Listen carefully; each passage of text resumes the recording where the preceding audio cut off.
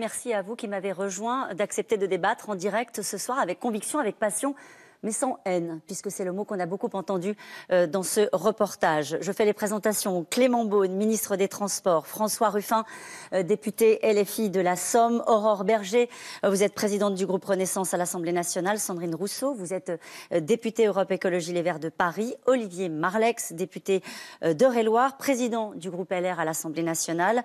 Jordan Bardella, enfin Bonsoir. Président du Rassemblement national et député européen. Nous serons tout à l'heure en duplex avec Céline Verzelletti, secrétaire confédérale de la CGT. Bonsoir à tous. Merci encore une fois. Cette réforme s'appliquera d'ici à la fin de l'année, a dit le président de la République. 1 million de manifestants selon le ministère de l'Intérieur et 3,5 millions selon la CGT, avec des violences qui sont aujourd'hui montées d'un cran un peu partout en France, d'ailleurs pas seulement dans la capitale.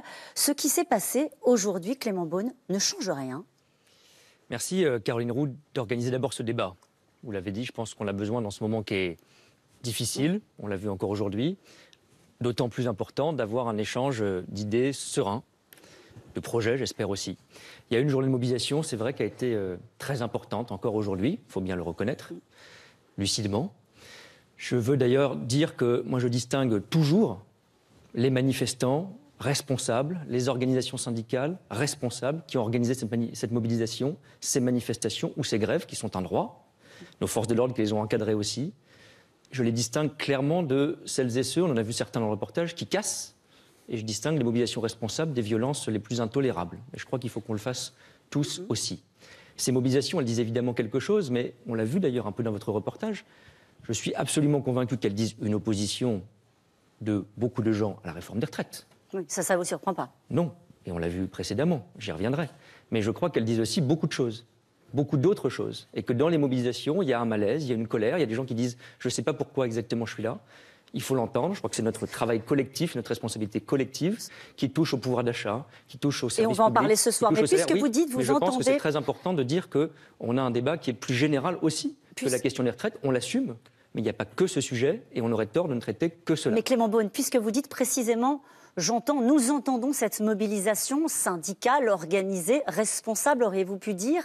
Pour la majorité, et puis il y a aussi des gens qui veulent la violence. Puisqu'il y a eu beaucoup de monde dans la rue, encore une fois, alors que cette loi, et on va y revenir, a été votée dans les circonstances que l'on sait, cette mobilisation se poursuit. Elle sera amenée à se poursuivre encore, avec une journée de mobilisation qui est déjà prévue pour le 28 mars. Quelle peut être la réponse? Oui, mais vous l'avez dit, il y a d'abord... On est en présence de parlementaires, il y a eu un débat au Parlement. Je regrette qu'il ait parfois été empêché. Il n'a pas pu aller au bout. Je crois qu'il y a eu un spectacle, parce que je parle avec humilité de responsabilité collective, qui n'a pas toujours fait honneur au Parlement et qui a parfois suscité aussi cette colère, disons-le franchement. Mais il y a eu un vote. Il y a eu un vote sur une motion de censure. C'est un vote important sur une procédure démocratique et constitutionnelle. Je ne laisserai pas dire le contraire, parce que parfois on confond tout. C'est très important. On va y revenir. Et donc évidemment, il y a eu des discussions avant, il y a eu des discussions au Parlement. Je regrette qu'elles n'aient pas pu davantage avoir lieu. Il y a eu un vote qui doit être respecté. Ça ne veut pas dire qu'il n'y a pas d'opposition, d'opinion, mais il y a un vote qui doit être respecté. C'est le meilleur juge dans une démocratie. Et ensuite, ces mobilisations, j'en suis absolument persuadé, puisque moi-même je vais toutes les semaines voir des agents de la RATP, de la SNCF en particulier, elles traduisent beaucoup de questions sur services publics, salaire, conditions de travail, pénibilité, inégalité. Et c'est là-dessus qu'on doit travailler maintenant. C'est ça l'étape qui doit s'ouvrir aujourd'hui. François Ruffin, une journée de mobilisation de plus. Oui, mais moi, d'abord, dire la fierté que j'ai vue chez les gens aujourd'hui. Ce matin, j'étais entre Amiens et Abbeville. C'est qui? C'est des auxiliaires de vie, c'est des agents d'entretien, c'est des gens qui travaillent comme ouvriers sur la zone industrielle. C'est pas des gens qui ont arrêté de travailler pendant la crise Covid, comme l'a dit le président Macron hier. C'est des gens qui ont continué de travailler, à qui on avait promis reconnaissance et rémunération, qui n'ont eu ni l'un ni l'autre.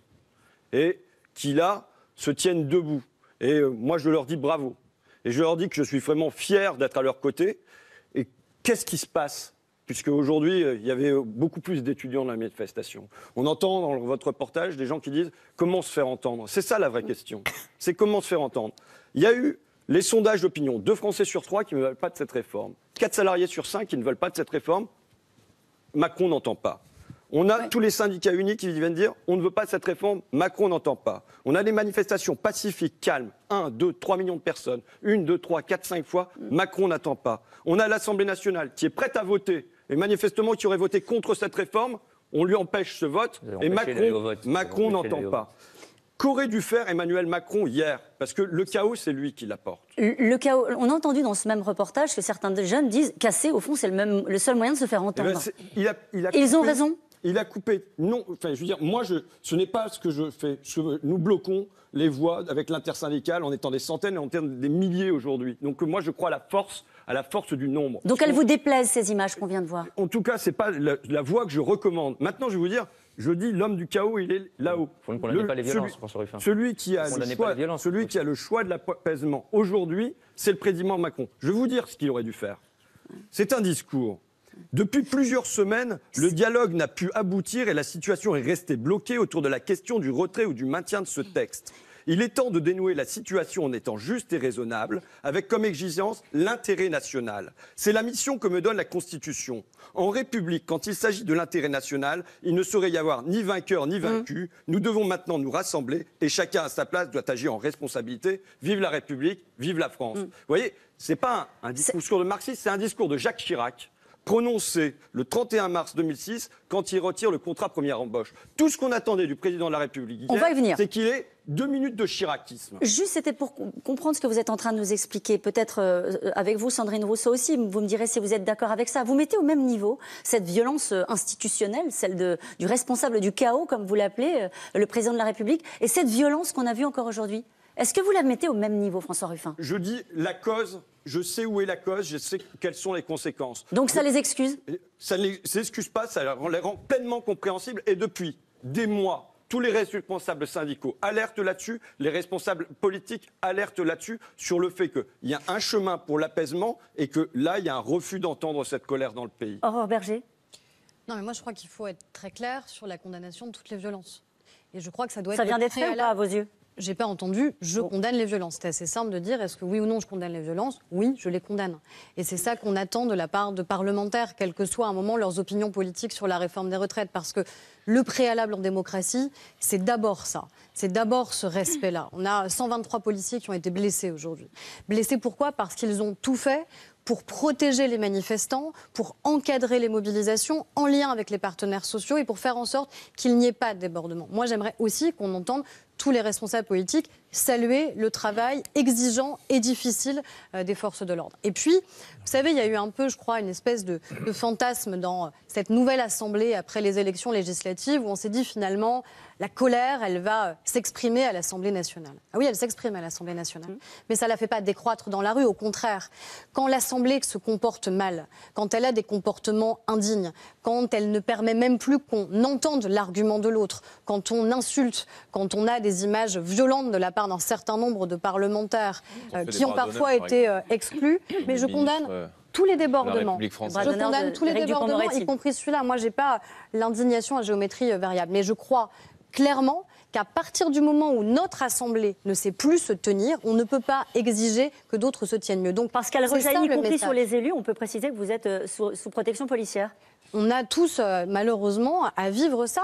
En tout cas, celles et ceux qui se sont exposés. Et c'est ce que disait Fadila Khattabi, qui a courageusement défendu la réforme à l'Assemblée nationale. On peut contester cette réforme. On peut même contester la manière institutionnelle qui a conduit à ce qu'on adopte définitivement cette réforme, même si c'est pleinement dans le respect de nos institutions et de notre droit.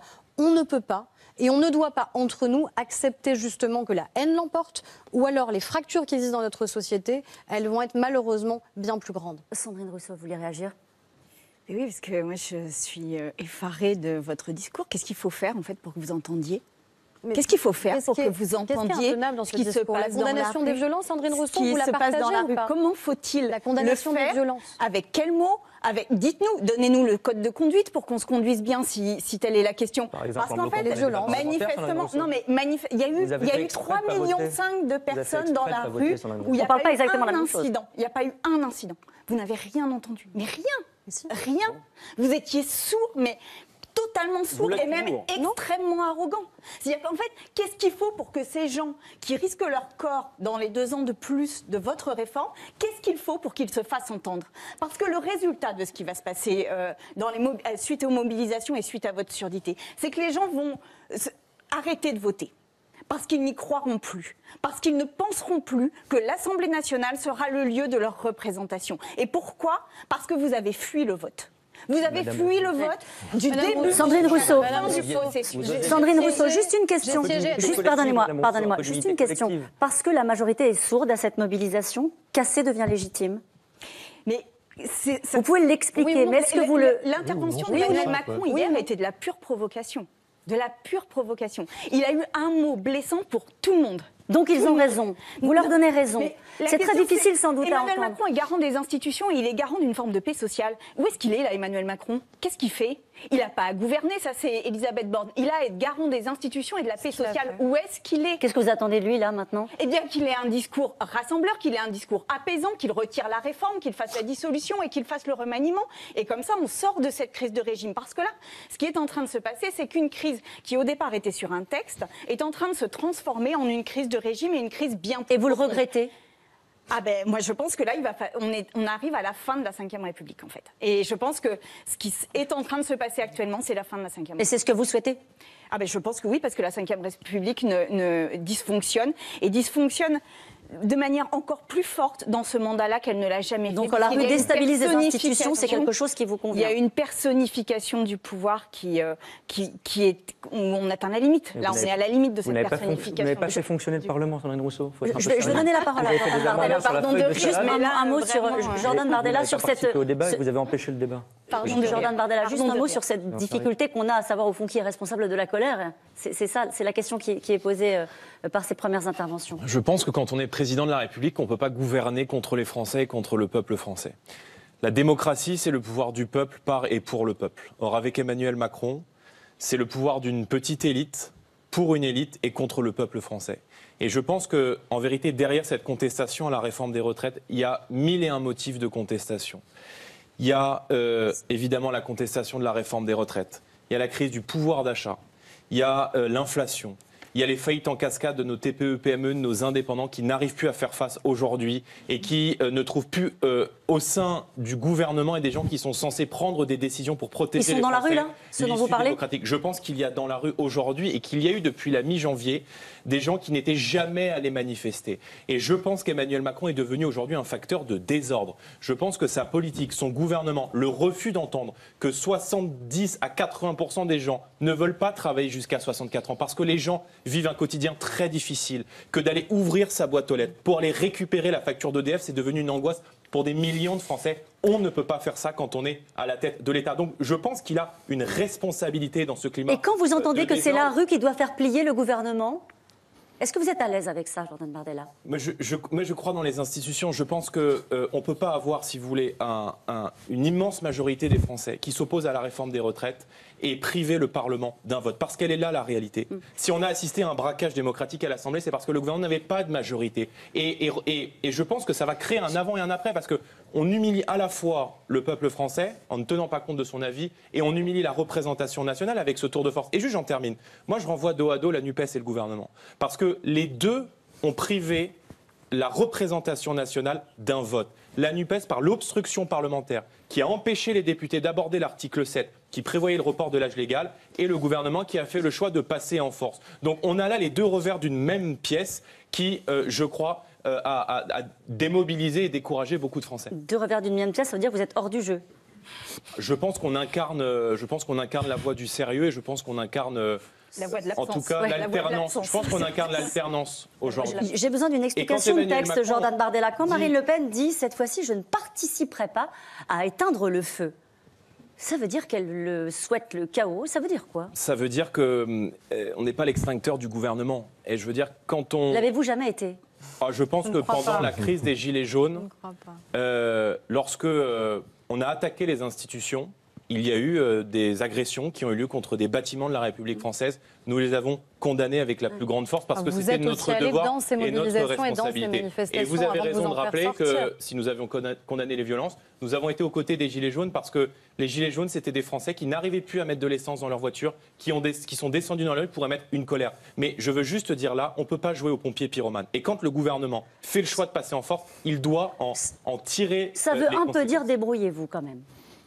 excusez-moi, je suis pas collaborateur du président de la République. Je veux dire, il y a un président de la République. Vous êtes un élu de la République, on assiste à un moment donné à une chose. C'est qu'Emmanuel Macron n'a pas compris qu'il avait perdu la main le 19 juin dernier.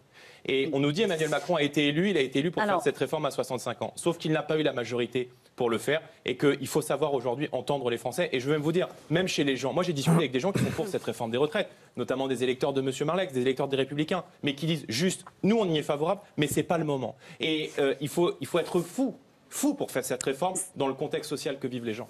Olivier Marleix, cassé, au fond, comme le seul moyen d'être entendu, après, c'est vrai, des journées de mobilisation qui ont emmené des millions de Français dans la rue. Évidemment que c'est scandaleux d'entendre sur ce plateau des gens refuser de condamner la violence, assumer même cette idée finalement de révolution, de fin des institutions de la Ve République, et voir d'autres les laisser faire et finalement laisser faire ce chaos. Moi, je voudrais revenir quand même un instant sur le fond de cette réforme. Oui, la droite assume cette idée qu'il n'y aura de redressement du pays que si nous faisons l'effort collectivement tous de travailler un peu plus.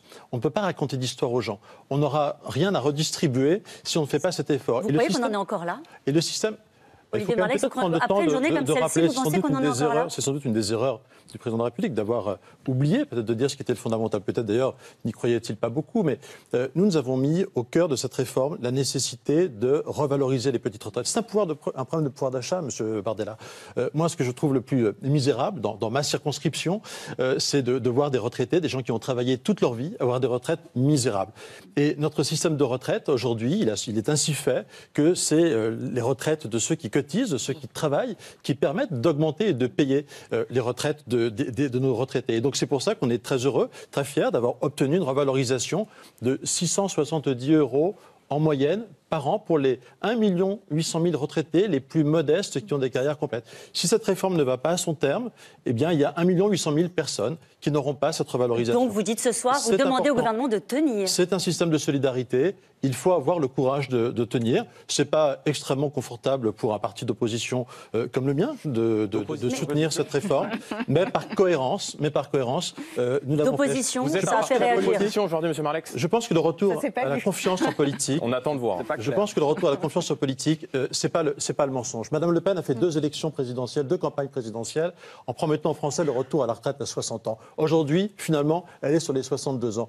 Vous avez menti aux Français. Vous me rappelez votre score au premier tour de l'élection présidentielle. Vous avez assumé que vous seriez contre les régimes spéciaux. Vous avez voté ensemble avec la France Insoumise pour le maintien des régimes spéciaux. Donc, tenir, c'était la question. Tenir malgré le risque d'embrasement. Est-ce qu'à votre avis, c'est un sujet qui est posé ce soir ? Sur le fond, on assume cette réforme. Sur la méthode, à l'évidence, il y a un problème. Et c'est la responsabilité du président de la République de savoir renouer le dialogue, de savoir rétablir la paix dans le pays. C'est sa mission institutionnelle. Pourquoi ne pas avoir voté première. la motion de censure ? En fait, c'est ça la question. Je veux dire, ce qu'on vit, c'est une période de clarification pour les Républicains. Il y a une partie des Républicains qui étaient d'accord avec nous. Et il y a une autre partie des Républicains qui veut rejoindre manifestement Emmanuel Macron et qui se veut... Personne chez les Républicains n'était d'accord avec le retour à la retraite à 60 ans. Il y a beaucoup de vos députés qui ont voté, enfin en tout cas certains, qui ont voté la censure et qui aussi ont voté les motions référendaires qui ont été déposées, et la motion de censure notamment par le Rassemblement national. Mais juste, vous voulez être plus macroniste que Macron, il faut assumer. Juste, je dis qu'il y a beaucoup de vos électeurs qui sont en désaccord avec cette stratégie. Vous vous associez à ceux qui veulent le chaos dans le pays. Pas du tout. Alors, si vous voulez bien, on refuse le chaos dans le pays. On ne souhaite absolument pas le chaos dans le pays. Au contraire, je pense que nous sommes le parti de l'ordre. Mais oui, vous ? Oui, nous sommes le parti de l'ordre. Pourquoi ? Il y a une compétition entre vous. Je vais vous dire, Monsieur Macron... C'est vrai que ça fois surprenant. Eh bien, je le dis. Nous sommes le parti de l'ordre social parce que l'ordre social suppose de la justice sociale. Qu'est-ce qui s'est passé à la sortie de l'élection présidentielle et législative dont M. Macron aurait dû tenir compte ? On a une France qui est divisée en 3 blocs. Le bloc central libéral qui s'effrite, le bloc d'extrême droite, le bloc de gauche. Il sort dans un coin comme le mien, M. Macron n'arrive pas à amener ses candidats au 2e tour de l'élection législative. Il y a des endroits entiers où il est balayé, et c'est des endroits aujourd'hui où il y a plein de manifestations. Ça veut dire que cette fragilité-là, dans le pays, il aurait dû en tenir compte. Il aurait dû faire preuve d'humilité, se demander comment on allait construire ensemble ce pays-là. À la place d'être le garant de l'unité de la nation, en cherchant ce qui va pouvoir nous rassembler, ce qui va pouvoir nous unir, qu'est-ce qu'il vient mettre ? Il vient semer les brandons là-dessus. En expliquant que cette réforme est indispensable et qu'on n'a pas le choix. Non, mais justement, je conteste absolument ce fondement-là. Et de toute façon, je pense que ça n'est absolument pas pour des raisons budgétaires. les économies prévues par ça, d'après l'OFCE, c'est 0,1 point du PIB. Donc c'est nada, c'est rien. Et on peut Quand il parle d'intérêt général, de ne pas mettre la poussière sur le tapis, il ment. D'abord, il n'y a aucun gouvernement qui a mis cette poussière sur le tapis. Et il ment. Bien sûr qu'il ment. Il ne fait pas pour l'intérêt général aujourd'hui, il le fait pour son intérêt très personnel. Il ne fait mais pas quel est son intérêt personnel aujourd'hui? Celui d'assumer l'impopularité. Celui d'assumer l'impopularité parce que c'est une réforme indispensable. Madame Berger, laissez-moi répondre, vous m'avez posé une question. L'orgueil. Tout le monde sait aujourd'hui que cette réforme, elle est maintenue pour une seule raison. Parce qu'elle est indispensable. L'orgueil d'un seul homme qui se trouve là-haut. L'orgueil d'un homme qui a dit quoi? Qui a dit ce qui est en cause, c'est l'autorité de votre serviteur. On est passé de fausses raisons budgétaires à une vraie raison autoritaire. Et il associe aujourd'hui l'autorité à la brutalité. Tout le monde sait aujourd'hui que il y a deux choses. Il y a deux choses dans la période qu'on vit. Il y a une phase politique. Une phase politique qui s'est terminée de facto lundi à l'Assemblée. Non, elle n'est pas terminée. Laissez-moi finir. Par un vote à l'Assemblée. On va y revenir sur la légitimité de ce texte à vos yeux. Où François Ruffin, les trois partis en l'occurrence que j'ai face à moi, de l'extrême droite jusqu'à l'extrême gauche, ont voté ensemble. Est-ce que demain, ça veut dire que vous êtes prêts à gouverner ensemble? Est-ce que c'est ça que vous dites aux Français? Justement, que vous souhaitez gouverner ensemble? Ça, c'est la première. Non, mais je vais vous répondre. Vous me posez une question. Je vais en poser une deuxième. Si vous voulez bien, on va fixer une règle tout de suite. On se parle les uns après les autres. J'y réponds. Mais quand c'est fini, du coup, quand la question est posée. Elle est posée, là. Elle est posée, la question? Si j'ai le droit, on est prêt à gouverner ensemble. Si éventuellement François Ruffin accepte qu'on puisse avoir un débat, ce qu'on n'a pas vraiment pu avoir à l'Assemblée. Parce que vous n'étiez pas souvent là, François Ruffin. Moi, j'ai pas là sur la réforme des retraites. J'ai fait tous les débats. J'ai pas quitté l'hémicycle pendant une minute pendant la réforme des retraites. Et ce que j'ai vu surtout, c'est que vous étiez en vérité, vous le savez bien, en minorité dans votre propre parti. On sait bien que vous êtes en conflit avec Jean-Luc Mélenchon. C'est votre problème, c'est votre affaire. C'est pas le sujet, Robert. Mais avec tout ça. Non, c'est pas le sujet. L'arrogance, François Ruffin, c'est pas de dire à un parlementaire qui fait pitié. La première des questions, elle est politique. Est-ce que oui ou non, il y a une majorité alternative dans le pays? Est-ce que oui ou non, vous êtes prêts à gouverner ensemble? La deuxième, c'est qu'on ne peut pas continuer à assumer que vous mentiez en disant qu'il n'y a pas de problème budgétaire. Quand on a devant nous le risque d'avoir 150 milliards de dettes en 10 ans, oui, c'est un enjeu budgétaire. Et oui, on peut être dans l'opposition, ne pas voter Emmanuel Macron, mais assumer d'être responsable quand c'est l'intérêt général des Français qui est en cause. C'est ça notre sujet. C'est l'intérêt général qui prévaut. On ne va pas refaire le débat sur la légitimité de la réforme. Je voudrais vous citer, vous avez parlé de Jean-Luc Mélenchon. Je voudrais citer Jean-Luc Mélenchon. Je vous donne la parole. Je vous donne la parole. Jean-Luc Mélenchon dit pas une seule fois ce texte de réforme des retraites n'a acquis la moindre forme de légitimité. Oui. C'est faux. Je suis d'accord avec Emmanuel. C'est dangereux de le but, c'est dangereux. Mais pourquoi il dit ça? Pourquoi c'est faux? C'est pas le sujet. Le sujet aujourd'hui, c'est comment on répare notre pays. Non, le sujet, c'est est-ce qu'on est face à un processus démocratique? Il y a des gens qui manifestent dans la rue en ce moment même. Est-ce que ce texte a une légitimité? Parce que les gens manifestent dans la rue. Il n'y a pas de légitimité quand il y a un 49.3. Enfin, pardon, mais on va se le dire très directement. Je vous assure que, compte tenu de l'état du pays, on est entré par une crise sociale, on est aujourd'hui dans une crise démocratique. Je vous assure que compte tenu de l'état des pays, c'est pas aujourd'hui à se demander est-ce que c'est légitime, pas légitime, qu'on va s'en sortir. Qu'est-ce qui se passe? Je veux répondre à la question. Dois donner la parole aux autres. Mais je veux répondre. Alors rapidement. Je veux répondre à Mme Berger. On ne va pas gouverner avec l'extrême droite. Alors pourquoi vous votez ensemble? Ça va de soi. Pourquoi vous votez ensemble tout le temps? Aurore Berger, on va laisser répondre, s'il vous plaît, sinon c'est pénible. Un président ou un Premier ministre responsable dans la situation politique qui est la nôtre, c'est-à-dire dans la réalité du pays, qui est une fracture en 3 blocs. Eh bien, il doit se demander à tout moment comment il réunit au maximum les Français et non pas comment il opère une déchirure dans le pays. Or, M. Macron, depuis le début, croyant pouvoir gouverner avec un Français contre les 3 autres, opère des déchirures. C'est parfaitement clair. C'est parfaitement clair. Ça veut dire que ça réclame de la sagesse. Ça veut dire que ça réclame de la prudence. Ça veut dire que ça réclame de la modération et de la pondération. Tout ce qui n'a pas été à l'œuvre depuis un an maintenant. Vous jetez de l'huile sur le feu depuis 5 ans. Évitez de monopoliser la parole pour que ça puisse tourner, pour que ce soit plus agréable pour les gens qui nous regardent, puisque c'est quand même le but. Juste, le 49.3 a mis le feu aux poudres. C'est ça que dit François Ruffin. Mais oui, évidemment.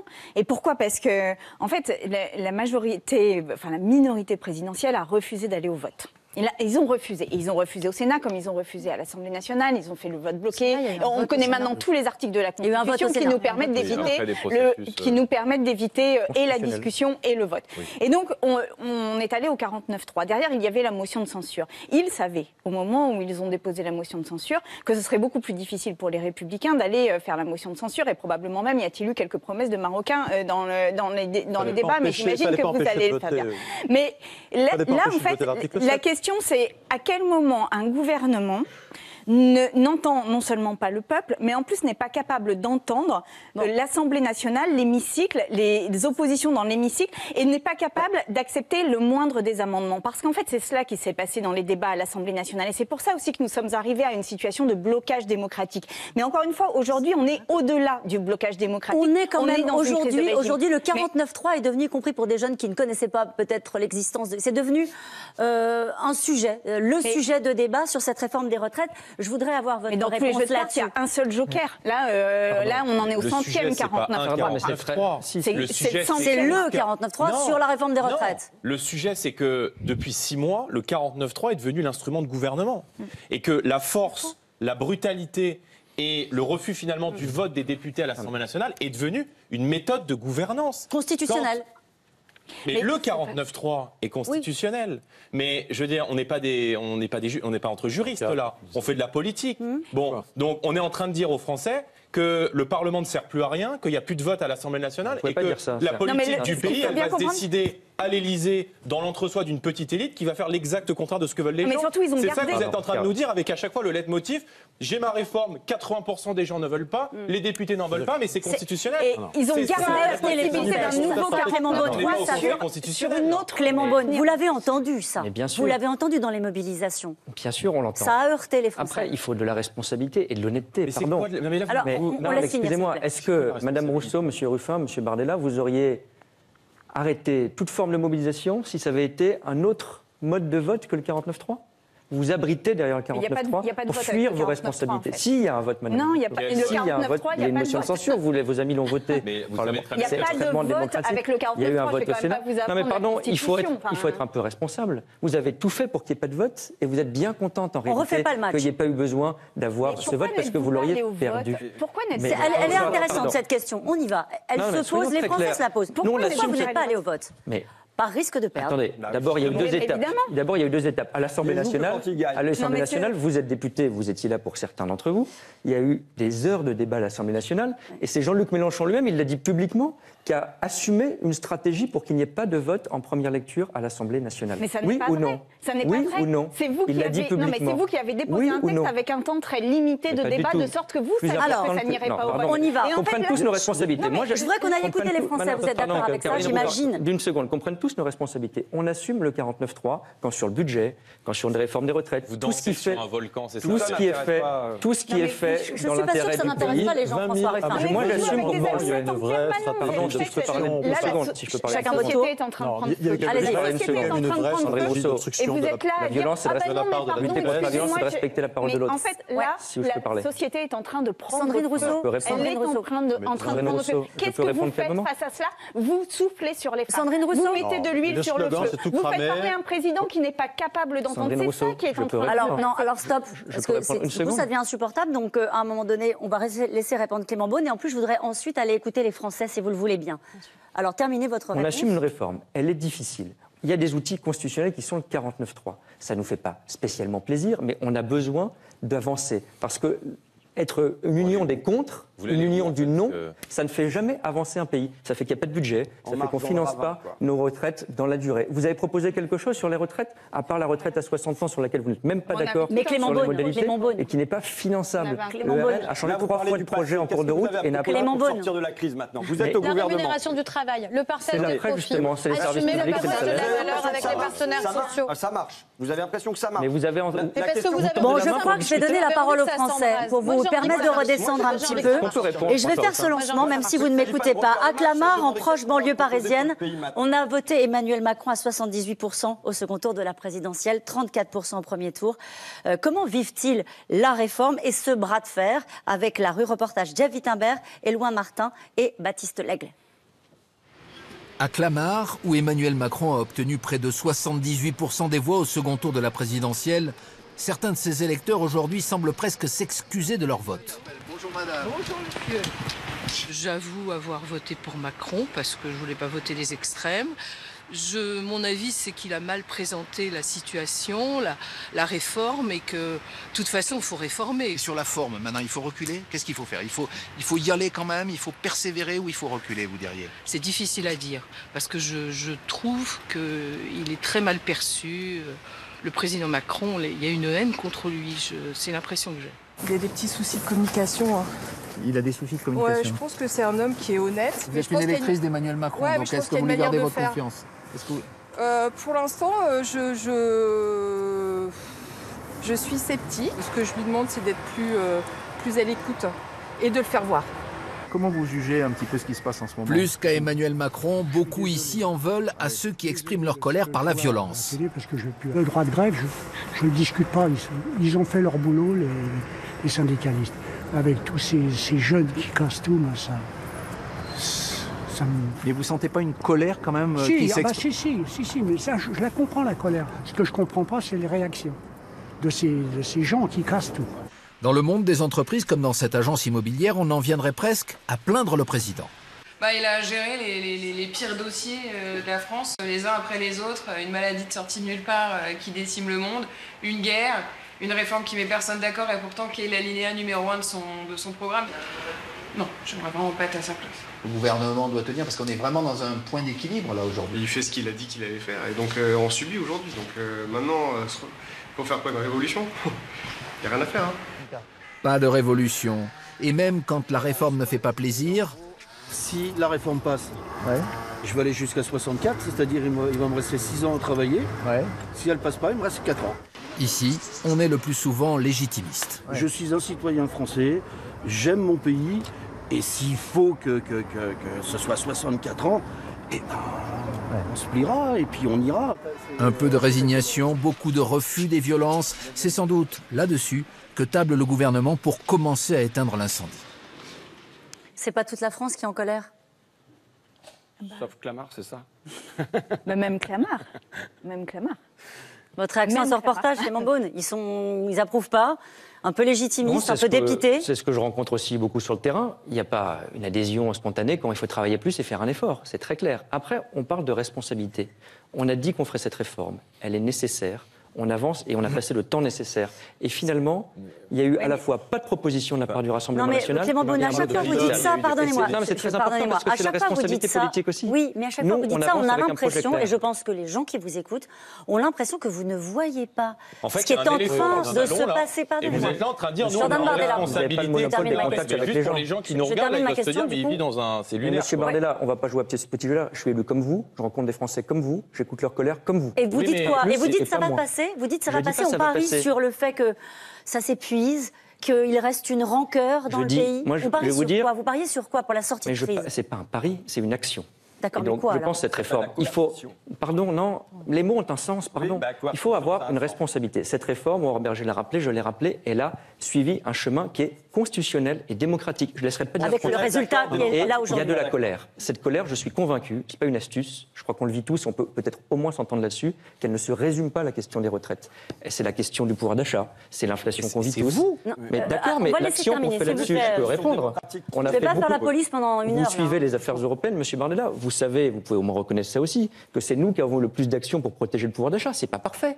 Les gens galèrent aussi, mais moins que dans les autres pays européens. On fait des choses. J'ai pas eu la réponse à la question que je posais. C'est pas grave. Je me tourne vers Olivier Marleix. Pardon, sur la suite. Moi, j'insiste. On en a parlé. Les questions de justice fiscale, par exemple. Essayer de faire contribuer plus les entreprises qui aujourd'hui se comportent de manière extrêmement indécente en rachetant des actions. Ça fait 6 ans qu'on vous le dit. Oui. Pardon, ça fait. On a avancé. 6 ans que Macron nous dit qu'il mais on n'a pas avancé là-dessus. On n'a pas fait la prime d'activité. On n'a pas revalorisé les salaires au niveau du SMIC. On n'a pas fait des mesures pour le pouvoir d'achat. On attend l'indexation. Si ça c'est vrai, vous pouvez dire qu'il faut faire plus. Cette contribution, c'est une bonne idée, donc c'est ce que vous dites. Non, mais je dois donner la parole à Olivier Marleix. Vous savez, on calcule un petit peu les temps et n'a pas parlé. Donc juste, est-ce que c'est une bonne idée? C'est la question du partage de la valeur, c'est la question de l'investissement dans nos services publics. C'est cette nouvelle page-là qui vous offre. Olivier Marleix. J'ai annoncé 100 milliards d'euros pour l'investissement dans le ferroviaire. Ça, c'est concret. C'est la vie des gens, c'est les trains du quotidien. C'est ça qui change. Un problème de méthode Macron. Il ne faut pas se raconter d'histoire. Moi, autant j'assume cette réforme sur le fond, autant je ne l'assume pas sur la forme. Ce problème de méthode, c'est l'absence de dialogue social. Pas aujourd'hui, mais depuis 6 ans. J'ai reçu tous les leaders des organisations syndicales, à l'exception de la CGT. Ils m'ont tous témoigné de ce... Pourquoi pas la CGT? Avec un certain dépit, parce que je n'avais pas compris qu'ils avaient beaucoup de propositions à faire. Le syndicat réformiste, un peu plus. En tout cas, ils m'ont tous témoigné du fait qu'il y avait un vrai mépris, un manque de dialogue de la part du président de la République. Cette crise, elle arrive au mauvais moment. La première chose que j'ai dite à Mme Borne au mois de décembre, c'est l'urgence, c'est quand même l'inflation. C'était le prix de l'électricité. Malheureusement, il n'y a pas eu de réponse à la hauteur. Toutes nos PME peuvent en témoigner. Le prix du pain, le prix du steak haché qui explose de 30%. Les Français ne le voient pas. On a la plus faible inflation 14% sur les produits alimentaires. Donc c'était sans doute pas le bon moment, c'est évident. Et je pense que le président ne l'a pas vu. Et oui, on a aussi le sentiment que le président, il voit tout ça de loin. Être dans un bar de nuit à Kinshasa, pendant qu'on parle de la réforme de retraite, tout ça crée un problème. Donc oui, il faut reprendre le dialogue. Il faut que le président de la République rompe avec cet alignement. Alors qu'est-ce que ça veut dire ça? Tiens, on cherche la méthode ce soir. Vous avez vu le titre de l'émission, crise politique, colère sociale, et maintenant, qu'est-ce que vous proposez, vous, pour sortir de ce climat de tension? Je pense qu'il faut que le président de la République écoute ce que disent en ce moment les partenaires sociaux. Ils disent qu'il y a un vrai problème sur le...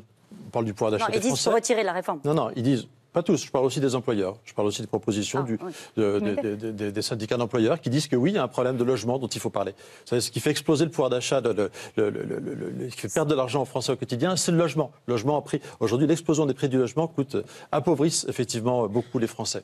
On a le problème du coût des transports. Le prix de l'essence a explosé. Le gouvernement il faut distribuer de l'argent public. A été un peu sourd. Ça me surprend de votre part. Mais vous savez, le premier profiteur de l'inflation en ce moment sur l'essence, c'est qui? Sur le carburant, c'est l'État. Donc oui, il faudrait que l'État restitue une partie des baisses. Regardez ce que fait l'Allemagne, inspirez-vous. Il faut avoir un dialogue social sur Je m'interroge sur le prix du transport. La possibilité d'éteindre la colère sociale avec les mesures que vous proposez. Mais c'est ce qui fait le quotidien des gens.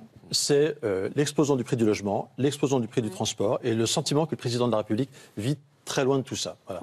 Sur le reportage de Clamart, sur le reportage de Clamart, il manquait quand même des jeunes. Et les jeunes sont aussi les impensés de cette réforme. On les a vus tout à l'heure dans le premier reportage. Oui, ils sont dans la rue, ils se mobilisent de plus en plus, les universités, les écoles commencent à être bloquées de manière massive, et pour autant, il n'y a aucune parole, aucun geste, aucune espèce d'attention à ces jeunes. Et là, il y a une manière de sortir de la crise, c'est de retirer le texte. Et il faudrait que ça se fasse urgemment, faute de quoi on va passer d'une crise qui est une crise, j'ai envie de dire traditionnelle, à quelque chose qui va devenir vraiment très éruptif. Et on est en train de le voir. Donc là, maintenant, il faut retirer le texte. Aurore Bergé, il faut retirer le texte. C'est la seule solution pour calmer la colère sociale, dit Sandrine Rousseau. Déjà, je ne suis pas sûre.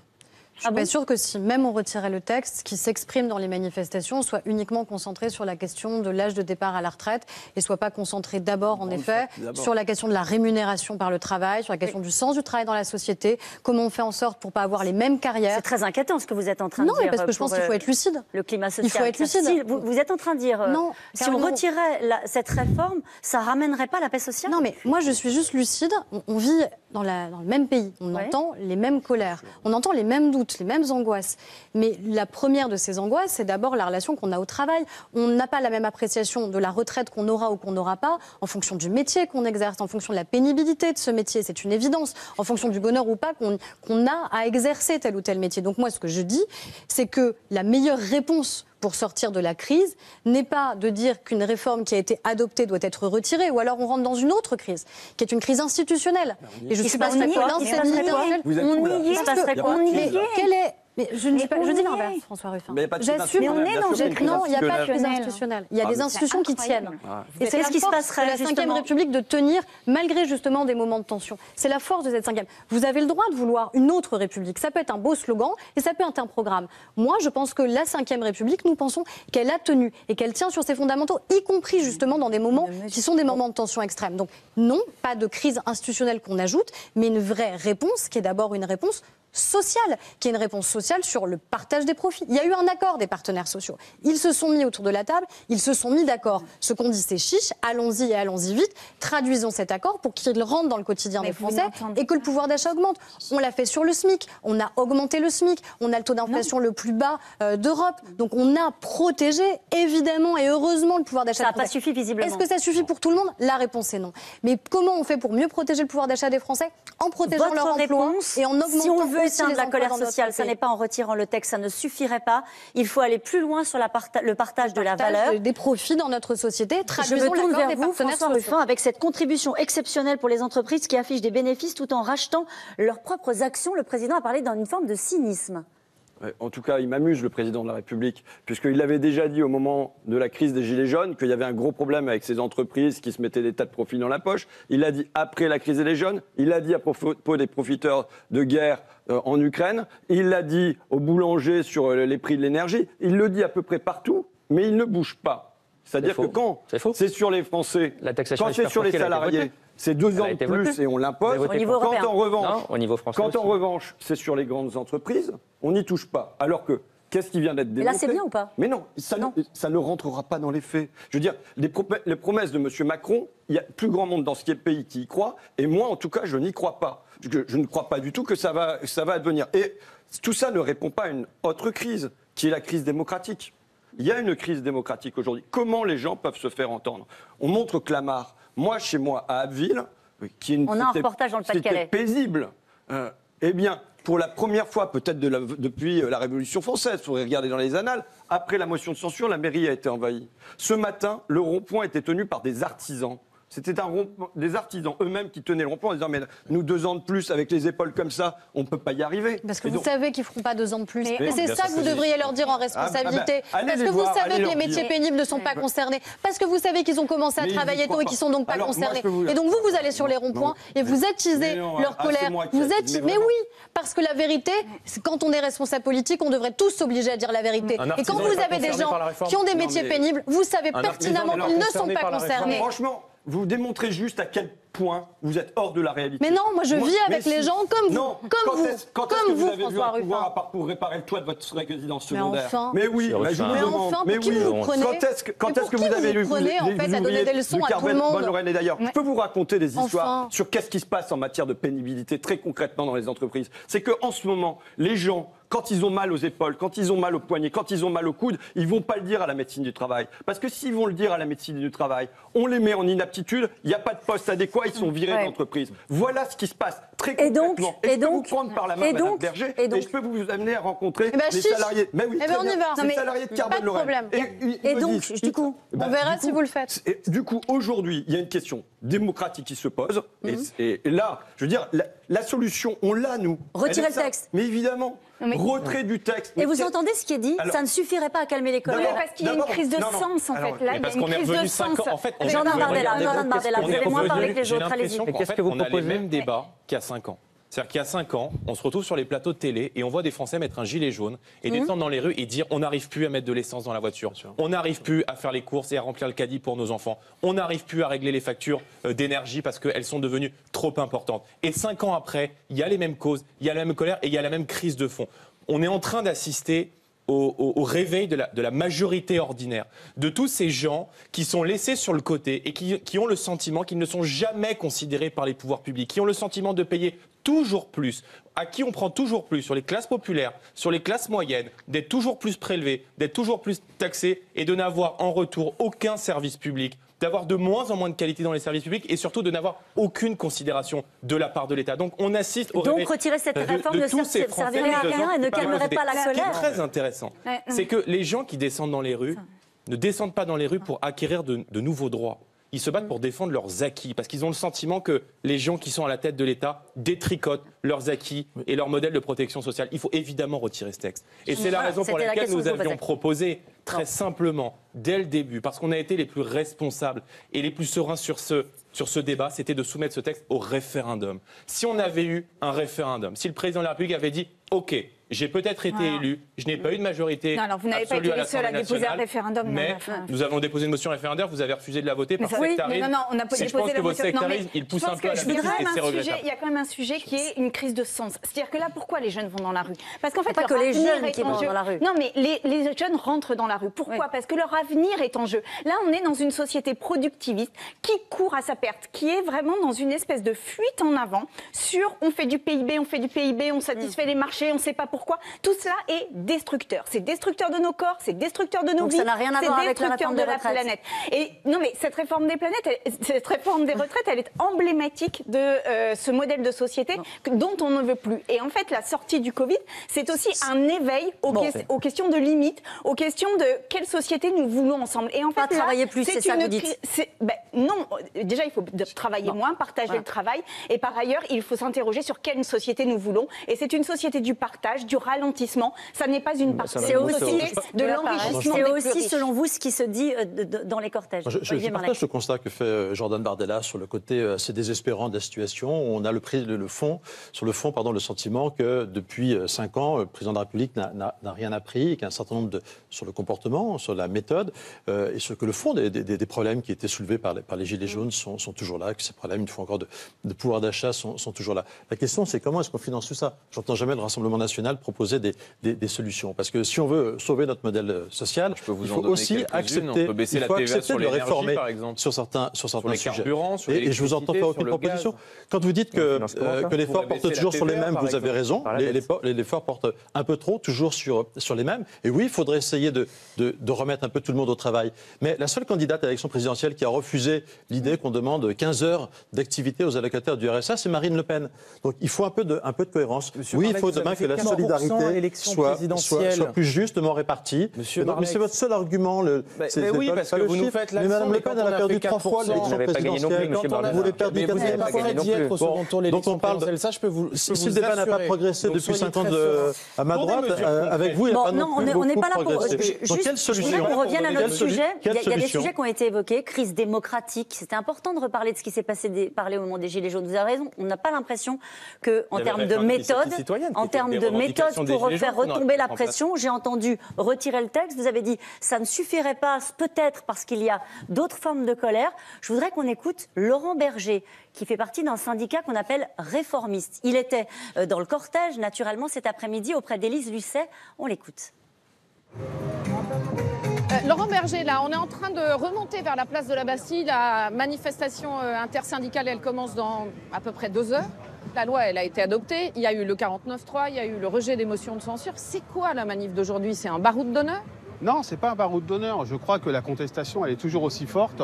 On a depuis le début une loi qui a été rejetée par l'opinion, très massivement, qui a fait l'objet de la plus grande mobilisation sociale de ces 40 dernières années.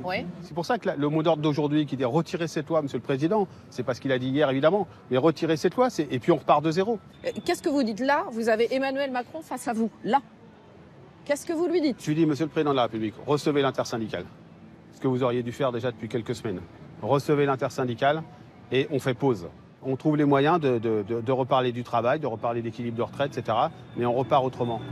Vous dites toujours, vous, la CFDT, quand une loi est votée, elle est votée. C'est la loi. Bon, là, certes, elle n'a pas été votée parce qu'il y a eu 49.3, mais de fait, elle devrait être promulguée, là. Il n'y a pas encore le Conseil constitutionnel qui a été saisi sur 2 domaines. Ouais. Sur la constitutionnalité de la loi. Et le deuxième point sur lequel le Conseil constitutionnel est saisi, c'est cette initiative de référendum d'initiative partagée. Ça serait une bonne porte de sortie entre nous.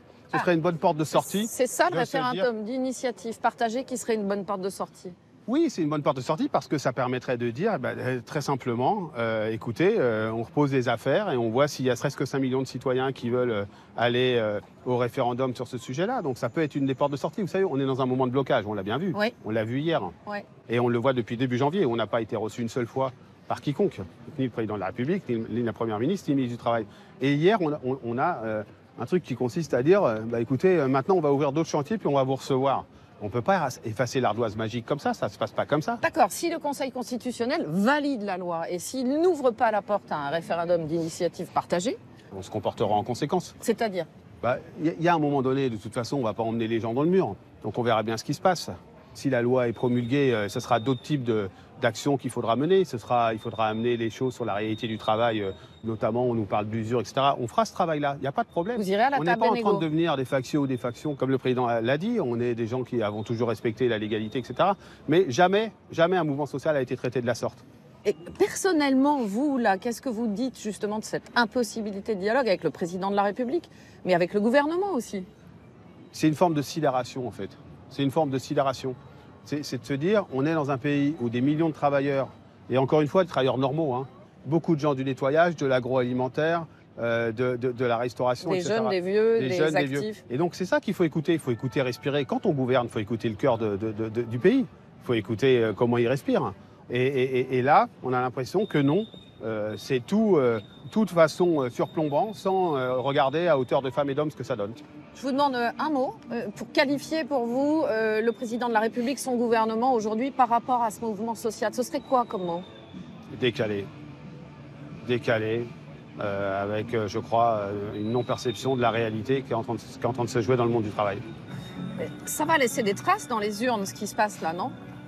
C'est un des risques. Vous voyez bien, comme moi, qu'il y a en embuscade le Rassemblement national qui dit rien, qui est tapis dans l'ombre, qui n'a rien à faire du travail des travailleurs des retraites, mais qui va, pour accéder d'une certaine manière aux responsabilités, va se saisir de ça. J'ai été frappé, moi, la réaction après le 49.3, la première réaction, celle de Marine Le Pen, en disant si j'arrive au pouvoir, eh bien, j'annulerai cette loi. Ils sont malins, le Rassemblement national, là, dans ce conflit en ce moment? Ils ne sont pas très courageux parce qu'ils sont très discrets, parce que je ne sais pas s'ils ont une pensée sur les retraites, mais ils sont assez malins en termes de posture, ouais. Merci à vous, Laurent Berger. Merci.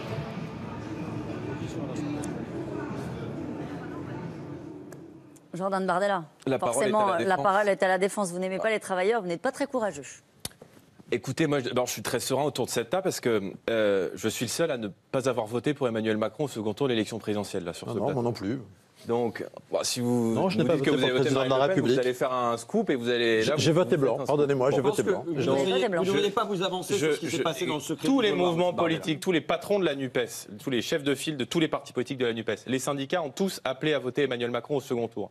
Et c'est vrai que c'est très paradoxal aujourd'hui de venir nous adresser ce genre de critiques quand on a fait élire celui qui met en œuvre cette réforme pour venir s'en offusquer quelques mois plus tard.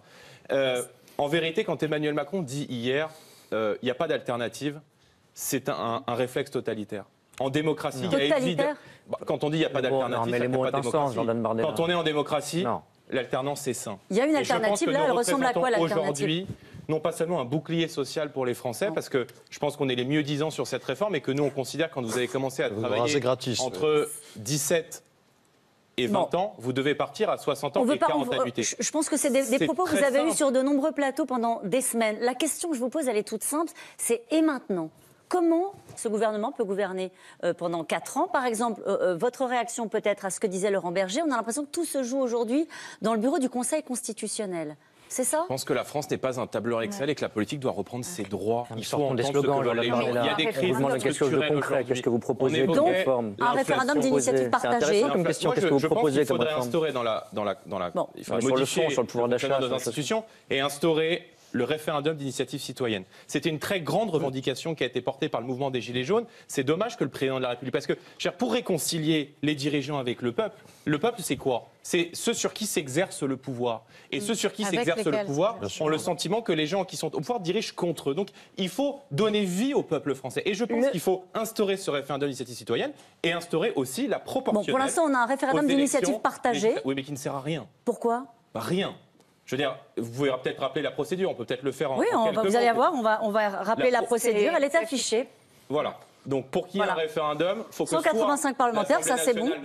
En fait, en gros, que l'Assemblée nationale refuse de se saisir du texte. Elle le fera, évidemment. Donc la probabilité le texte est déjà en 49.3. Vous savez très bien que la probabilité que le RIP arrive à terme et qu'il y ait un référendum est quand même très faible. Le vrai sujet, c'est que le président de la République a entre les mains, aujourd'hui, parce qu'il est la source de blocage, il peut aussi être la clé de déblocage par le référendum ou le retrait de ce texte. Clément Beaune. Moi, je suis d'accord avec l'idée qu'il faut des évolutions démocratiques, des évolutions constitutionnelles dans notre pays. C'est pas lié au président de la République, soyons honnêtes. Vous avez vu, vous n'étiez pas trop les bienvenus dans les cortèges. Donc, c'est pas le sujet de telle ou telle personne. Je pense que j'aurais été un peu mieux accueilli que vous, mais... Vous avez tort de dire ça, Jordan Bardella, parce que moi j'ai des contacts chaque jour avec les syndicats, et j'étais encore il y a 2 jours dans un dépôt de bus où il y avait des syndicats CGT, on a discuté, on n'a pas été d'accord. Mais allez-y, on peut y aller ensemble pour voir si l'accueil sera avec grand plaisir. Franc et courtois. Mais moi je suis d'accord pour qu'il y ait des évolutions démocratiques, il y a une réforme institutionnelle qui va s'engager. Vous avez dit quelque chose de très intéressant, Caroline Roux, on se comporte tous comme si les choses s'arrêtaient maintenant. Bien sûr, ce moment, il est important. Ce moment, il engage notre responsabilité à tous. Je pense que ce qui se passe dans l'enceinte de l'hémicycle, les comportements... Monsieur Ruffin, quand vous parlez de haine, faites votre examen de conscience. Aussi, vous n'avez pas arrêté de jeter l'huile sur le feu depuis 6 ans. Vous avez dit que vous détestiez le président de la République. Vous êtes venu devant l'Élysée pour dire qu'il devait de la France insoumise déborde dans la rue, a dit la Première ministre. Bien sûr, Madame Panot a parlé de Caligula, un empereur despote en parlant du président de la République. Est-ce qu'on peut tous se calmer un peu et avoir des mots responsables et respectueux ? Je pense que ce soir on y arrive. Ça ne doit pas être si difficile d'y arriver tous les jours et on peut assumer des désaccords. Sur le référendum d'initiative partagée, vous dites très bien, il faut changer peut-être les méthodes. Vous êtes favorable par exemple ? C'est le président de la République qui a voulu engager un travail avec tous les partis politiques. Mais pour la réforme des retraites ? Mais pas pour la réforme des retraites. Pardon, mais soyons sérieux. Non, moi, je refuse de dire qu'il n'y a pas de cadre démocratique. Parce que je crois que quand on est ministre, parlementaire, élu, et qu'on dit ça, on ne respecte pas ceux qui ont voté pour vous. Et il y a eu une élection présidentielle... Ça, c'est de la politique à l'ancienne. Non, pardon, vous faites des slogans depuis 1 heure, Madame Rousseau. Donc, s'il vous plaît, un peu de décence. C'est vraiment de la politique. Il n'y a pas eu une élection présidentielle ? Il n'y a mais pas eu une clarté sur la réforme des retraites ? Moi, j'ai l'impression qu'on va avoir un générique des années 1980. Là, et puis pourquoi ? Il y a une première force politique qui est à l'ancienne dans ce qu'il dit. En fait, il n'y a aucune espèce mais pour vous, c'est la rue, la modernité. De la situation dans laquelle nous sommes, et il n'y a aucune espèce de prise de conscience que nous sommes à la quoi, Madame Rousseau, d'un modèle économique, d'un modèle tel qui fonctionne. C'est un slogan, ça, Madame Rousseau. C'est quoi votre proposition ? On ne peut pas continuer comme ça. C'est quoi votre proposition à part les barbecues ? Elle brûle. D'accord, c'est quoi votre proposition sur l'écologie, Madame Rousseau ? Ok, dites une proposition, vous avez l'occasion de le faire. C'est travailler moins, elle l'a dit tout à l'heure. Ralentir. Ralentir. Problème climatique. En fait, là, vous êtes sourd et aveugle, vous êtes toujours dans vos éléments de langage, c'est toujours les mêmes depuis 3 mois. Madame Rousseau, arrêtez d'être obsédée par moi, faites une proposition. Faites une proposition, vous avez l'occasion de le faire. Moi, j'ai entendu de vous que le barbecue sur l'écologie. On partage le travail, on fait des critères de pénibilité, on finance avec des cotisations. Faisons ce travail sur la pénibilité. Faisons ce travail sur les salaires. Faisons la taxe sur les superprofits. Qu'est-ce qui se passe pendant 40 ans ? Programme social. Alors, la question est très simple. Je commençais l'émission comme ça. Sans doute que les gens qui vous regardent ce soir, après cette motion de censure, qui est donc, ça s'est joué à 9 voix, se posent une question. 4 ans ? Comment on fait pendant 4 ans ? Olivier Marleix. Je voudrais revenir comme d'un mot sur ce qu'a dit Laurent Berger, parce que Laurent Berger faudra répondre à ma question. Est un responsable syndical, oui, mais ça en dit très long, ce qu'il dit.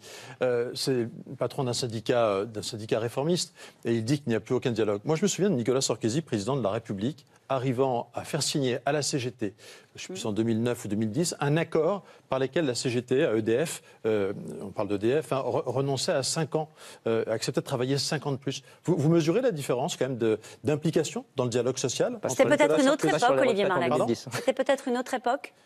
C'est un autre comportement. Sur l'humeur du pays. Non, je pense que fondamentalement, mais l'humeur du pays, elle est aussi le résultat d'une fracturation. Je pense qu'Emmanuel Macron a une vraie responsabilité dans cette fracturation. Il y a une stratégie électorale. Je rejoins l'analyse de M. Ruffin sur la division en 3 du pays. Ça, c'est la stratégie du président de la République qui a voulu pousser la gauche modérée, les gens de gauche, dans les bras de M. Mélenchon et pousser les gens de droite dans les bras de Marine Le Pen pour être sûr de camper sur une espèce de position centrale en rempart des extrêmes. C'est mortifère pour notre pays. La fracturation de l'Assemblée nationale, c'est le résultat de cette stratégie. Donc la fracturation qu'on constate dans la rue, dans le pays, c'est le résultat de cette stratégie. Donc, fracturation aussi au sein de votre parti, vous le reconnaissez ? Il faudra qu'on en sorte, mais c'est ce jeu de cette stratégie de fracturation qui a fonctionné au Parti Les Républicains quand même. Oui, qui est malheureux, mais le but du président de la République, c'était quoi ? C'était qu'il n'y ait pas d'alternative modérée à lui. C'était de pouvoir se poser en espèce de rempart de la démocratie contre les extrêmes. Donc, non, mais c'est un sujet sérieux, parce que je pense que l'état du pays, il est en grande partie... Bien sûr que c'est un sujet sérieux. Comment gouverner pendant 4 ans ? Eh ben, c'est le président de la République qui est le Ils vous ont tendu la main. Elisabeth Borne doit faire des majorités. Elle va recevoir les responsables de parti. Il a lui-même répondu à cette question. Il en est, je crois, incapable. Il n'a été capable que de faire des débauchages. Et c'est tant mieux, parce qu'on ne partage rien, on ne partage pas grand-chose avec le président de la République. Mais juste, pardonnez-moi, Olivier Marleix, Édouard Philippe dit qu'il faut une coalition avec tous ceux qui se reconnaissent dans le bloc central des LR aux élus de la gauche et qui ne se retrouvent pas dans la NUPES. Édouard Philippe propose de parachever le projet d'Emmanuel Macron d'avoir cette espèce de grande force centrale. Moi, je refuse de rentrer dans ce jeu politique. C'est tout notre combat, c'est de réconcilier ce pays un jour et de ne pas vivre dans cette allons à la dissolution. Dans lequel on aurait allons à la dissolution, dit Jordan Bardella. Je veux dire, vous savez, nous on a une boussole, c'est le peuple français. Pourquoi pas quand le pays est bloqué, pourquoi pas, il faut revenir aux si urnes. c'est la solution. À ce moment-là, si le président de la République nous dit « moi je ne peux pas gouverner autrement que par la force et par la brutalité », et que dans un éclair de lucidité, il se dit « si, parce qu'en vérité, la politique que vous menez, elle est triste. Là, les gens qui vous écoutent ce soir disent « mais est-ce qu'un jour, on va avoir à la tête de l'État des gens qui nous aiment ?» Je pense que les gens qui ont écouté le président de la République hier auraient aimé entendre des mots d'empathie, de bienveillance. Ils veulent de l'amour, les Français ? Je pense qu'ils ont envie d'être aimés, surtout d'être respectés par les gens qui sont au pouvoir. Or, quand on passe par la force, quand on humilie les représentants démocratiquement élus du peuple français, qu'on refuse d'entendre les mobilisations populaires, on manque de respect au peuple français. Et je pense qu'il faut remettre un peu d'humain et un peu de bienveillance dans la politique. Et la politique, c'est pas un truc froid, c'est pas un tableur Excel. La réforme des retraites, la réforme des je vous attendais. La réforme des retraites, si vous voulez, c'est pas juste de la comptabilité. Derrière, il y a des gens, derrière, il y a des vies. Alors, c'est une critique qu'on a. Augmenter les petites retraites. Il y a des gens dont il faut augmenter les petites retraites. Vous avez raison. Et si nous sommes au pouvoir, nous le ferons. Respecter les Juste peut-être avec vous, Aurore Berger. C'est vrai qu'on a beaucoup entendu cette critique, pas simplement dans la voix du Rassemblement national, sur le manque d'empathie, sur une forme de brutalité de la part du chef de l'État, hier, dans cette interview. Mais je crois qu'il a surtout dit la vérité. Non, mais je crois que quand on fait de la politique, d'abord, c'est la première des responsabilités qui doit être la nôtre, de dire la vérité sur l'état de nos comptes publics, sur la nécessité de continuer à réformer le pays et sur la responsabilité qui doit être la nôtre de continuer, en effet, Ils ont besoin d'amour, les Français, vient de dire Jordan Bardella. Je pense que les Français ont besoin de respect, ils ont besoin de respect, ils ont besoin de considération, ils ont besoin de responsabilité, ils ont besoin de vérité. Ce qu'on dit, c'est que quand on est en majorité relative comme on l'est, ça veut aussi dire que les oppositions, elles ont une responsabilité absolue. Soit on décide qu'en effet, pendant 4 ans, tout est bloqué, qu'on ne fait plus rien, ou alors qu'on ajoute de l'instabilité démocratique par dissolution sur dissolution, ou alors on assume qu'on peut avoir des sujets sur lesquels on se rassemble. On a voté avec la gauche un texte important sur les enjeux écologiques. On a voté avec la droite un texte important mardi dernier sur la question du nucléaire. Donc, alors c'est vrai que pour les gens dire que c'est possible, peut-être qu'il y a des gens qui vous regardent et qui n'ont pas suivi ces débats. Je voudrais leur donner les éléments de compréhension. C'est vrai qu'il y a eu cette semaine une majorité un peu baroque, notamment sur la question du nucléaire. Le Rassemblement national a voté avec le PC, avec Renaissance, avec les Républicains. Et c'est passé. Et c'est passé. Mais écoutez, on vote pas avec. Quand vous avez des gens... On a voté un texte qui était important. Mais quand vous avez des gens qui vous disent « j'ai ouvert la fenêtre, le ciel est bleu », si le ciel est bleu, vous n'allez pas dire que le ciel est gris. Mais ça veut dire qu'il y a des majorités possibles. Moi, je pense que le nucléaire est un gage de souveraineté, de compétitivité pour les entreprises. Et aujourd'hui, ce qui est contradictoire, c'est que Mme Borne, qui a fait fermer Fessenheim, elle vient dire qu'il faut relancer le nucléaire. Au moment où vous vouliez sortir du nucléaire. Et le contraire de tout. Je vais faire réagir. On ne va pas faire le débat du nucléaire. C'est intéressant le reproche que m'a fait M. Marley tout à l'heure. Il me dit, mais vous votez avec la NUPES. Mais en 1990, quand il y a eu la motion de censure contre Rocard, vous avez groupé vos voix à celles du Parti communiste français. Est-ce qu'on vous a dit que vous étiez devenu soviétique ou communiste? Non, mais donc on a le droit de dans l'intérêt des Français, de laisser passer cette action. Alors là, il y a des gens qui vous regardent et qui considèrent que c'est inaudible, donc on fait un tout petit peu retomber la pression. Ce que dit le président, c'est ça. Il dit, on va saucissonner les textes, et puis on va, je caricature, sur l'immigration, c'est ça, on va le couper en plusieurs parties, et on va essayer, pour trouver des majorités. Je me tourne vers vous, on va essayer de trouver, d'avancer qu'à un cas, de trouver des majorités. Moi, je pense que c'est pas placer le débat au bon endroit. Avancer pendant 4 ans? Non. Gouverner? La question, c'est pas comment on construit de briques et de brocs par des bricolages et des bidouillages des majorités à l'intérieur de l'Assemblée nationale. C'est comment on construit une majorité à l'intérieur du pays. C'est comment on rassemble les Français. Comment, à la place d'être le porteur de la division, on devient le garant de l'union. Et on aurait tant à faire ensemble. C'est parce que le pire, pour moi, c'est le gâchis que ça représente pour notre pays, toute cette année-ci. On a un hôpital qui est en lambeaux. Nous devrions le reconstruire. On a une école de la République où on recrute des enseignants en job dating. On devrait reconstruire ça. On a un rail qui ne fonctionne pas. On devrait le reconstruire. Et, plus important de tout, on a un défi climatique face à nous qui réclame du travail, qui réclament qu'on ait des ateliers de réparation, par exemple, un par quartier, un par canton, que notre rail soit réparé, qu'on ait les logements qui soient transformés. Il y a tout ça qu'on aurait à faire ensemble. Et à la place de se porter ensemble, de canaliser nos énergies, de canaliser notre main-d'œuvre, de canaliser notre savoir-faire, notre intelligence, nos capitaux en une direction qui est affronter ce grand défi climatique. Il y aurait un consensus sur ces sujets-là ? Je pense qu'il y avait le moyen de chercher ça. Moi, je suis Roosevelt 1942. Il y a, de moi. Oui, il y a la mise en place d'une économie de guerre face au grand défi qui est affronté pour les États-Unis. Mais je pense qu'aujourd'hui, nous avons de la même manière à affronter un grand défi que nous pourrions faire de manière plus large, ensemble, sur une économie de guerre climatique. C'est-à-dire, je ne vous parle pas des partis, je vous parle des Français que je vois. Les Français que je vois dans la rue, ils sont prêts demain à soigner, à enseigner, mais il faut que ça passe par là. Il faut quand même que ça passe par le Parlement ou pas, à un moment donné. Évidemment, mais là, je veux dire, la question, c'est comment on renoue avec le peuple. Comment on fait pour que le peuple se rassemble plutôt... Et alors, évidemment... Et qu'ils aient confiance en vous. C'est contradictoire ce que dit M. Ruffin. Excusez-moi, mais il y a une étape préalable évidente qui est le retrait de ce texte. Parce que ce texte... Pourquoi quand parce que ce texte est le porteur de désunion. Or, aujourd'hui, vous savez, M. Macron va rencontrer Charles III à Versailles ce week-end. Je me dis peut-être qu'il y aura une épiphanie. Peut-être que si ça se trouve, c'est le roi d'Angleterre qui va venir donner des conseils de démocratie, voire de république, au président, en lui disant nous, on a une monarchie, mais quand même, c'est pas une monarchie absolue. Parce que parce que là, ce qu'on a de sentiment, je veux dire, quand vous rencontrez les Français comme aujourd'hui, ils vous disent mais qui sont les factieux ? Est-ce que c'est nous ou qui est-ce qui se fait les factions et les factieux évoqués par le président de la République. On nous dit c'est quoi la France pour lui ? C'est un joujou qui peut casser. Je vais faire réagir Clément Beaune à ce que vous dites. Le sentiment, je vous le dis, d'une espèce de monarchie absolue où tous les pouvoirs sont aujourd'hui entre les mains d'un seul homme. Clément Beaune. Encore une fois, mais on pourrait reprendre François Ruffin. À chaque fois, les mots ont un sens, on est en République et vous y participez, c'est très bien comme ça. Mais pourquoi factieux alors ? Mais attendez, Monsieur Déjà, Ruffin, pourquoi monarque ? C'est beau et c'est lui qui l'a dit. C'est lui qui a dit qu'il y avait une vision monarchique. C'est lui qui l'a dit qu'il manquait quelque chose qui était le roi. Clément Beaune. Il l'a répété plusieurs fois, cette vision monarchique. Vous l'avez déjà fait le coup, je connais cette interview, on la relira ensemble. François Ruffin, vous verrez que tout ça est faux. Mais ce que vous dites, c'est beau et c'est juste, François Ruffin, sur l'union et sur le rassemblement. Mais vous faites exactement le contraire. J'étais presque tenté de vous croire, mais allons-y. Vous avez parlé du rail, ça m'intéresse un petit peu. Sur le ferroviaire, je suis ministre des Transports. On va avoir... Ça a été annoncé par la Première ministre, 100 milliards d'euros d'investissement dans notre système ferroviaire. Ça va être discuté au Parlement dans les prochaines semaines. Si vous pensez que c'est bien, et d'ailleurs il y avait une députée écologiste, il y avait même une députée du Rassemblement national qui a travaillé sur ce projet qui a été remis par tous les partis à la Première ministre. Vous allez donc nous soutenir. Ça serait une première parce que vous n'avez voté aucun des textes. Il y en a peut-être qui n'étaient pas bien, il y en a peut-être qui étaient un peu mieux. Vous n'en avez voté aucun personnellement, ni Mme Rousseau. Aucun depuis qu'on a commencé cette législature.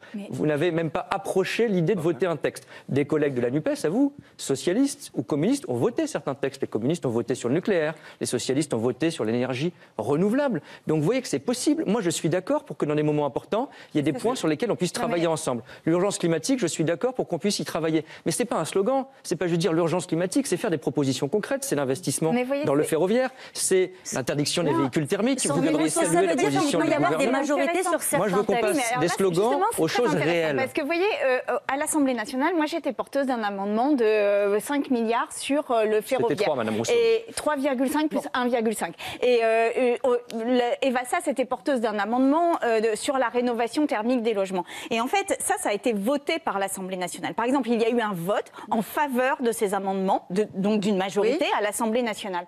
Et dans le 49.3 que vous avez fait, vous avez renoncé à ces avancées. Madame Rousseau, est-ce que vous pouvez dire toute la vérité sur cet amendement ? Madame Rousseau, est-ce que vous pouvez dire toute la vérité sur cet amendement ? C'est pas vrai ce que vous dites ? Mais bien sûr que si. Il était financé comment cet amendement ? Il prenait 3 milliards en moins sur le bouclier tarifaire. Non, ça n'est pas vrai. Bah si, c'est vrai. Je peux vous le montrer, chacun vérifiera. Non mais vous voyez, c'est un truc où en fait, quand le président de la République prend la parole et traite un mouvement social historique de factieux, en fait on se dit mais c'est pas exactement ce qu'il a dit. Il a dit mobilisation. Distinguer entre les manifestants responsables et les violences. Il parle de foule comme si nous étions des espèces de hordes de sauvages. Bref, à un moment donné, la question... Et donc, je vois bien avec les amendements dont on parlait à l'instant, soit ça vient de vous, et alors c'est bien, et c'est la vérité. Chiche, Madame Rousseau, on va travailler ensemble et vous serez dans l'hémicycle pour voter le plan sur le ferroviaire. On va travailler ensemble, il vous dit.